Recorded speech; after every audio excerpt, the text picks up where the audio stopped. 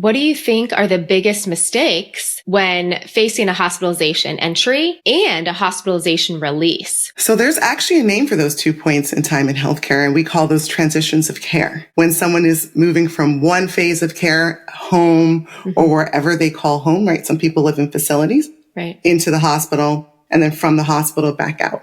Right. And you're right. Those points, those transitions of care are places where lots of mistakes can happen. And like I said, the number one thing you can do is be the owner of your information, right? There's going to be a process called a medication reconciliation process. Okay. If you've worked in healthcare in hospitals, you know this process is to be a really high point of safety, something that hospital systems are very invested in. And what that is when you come in, we take a list of all the medicines that you're taking. We look at them and we say, this, and this are safe to take. This, and this are not safe to take right now. And then I'm going to add this, and that. Okay.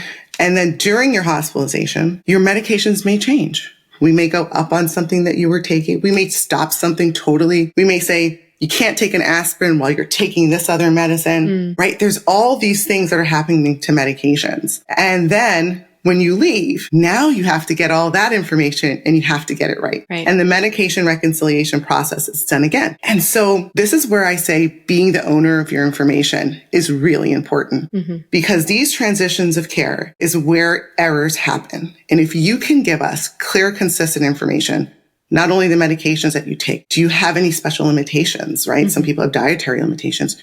Do you use a CPAP machine at night? Right. Who is your primary care doctor? Who is your specialist? Give as much information as possible. Be the owner. Know that information.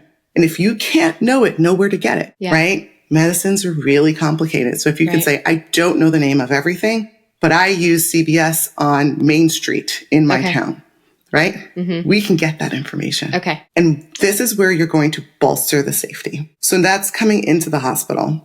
Now, leaving the hospital, again, knowing your information is really important, but this is where I'm going to ask for you to really lean into your honesty. What are your capabilities at home? Everybody wants to go home. Sure. But not everybody can. On the end point and the transition coming in, know your information, know your stuff.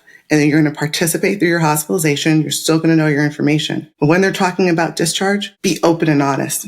Tell them everything that you need, everything that you're capable of. I think what I really took away there is, you want to be the owner of your information and we want to be honest. We want our family members to be as safe as possible.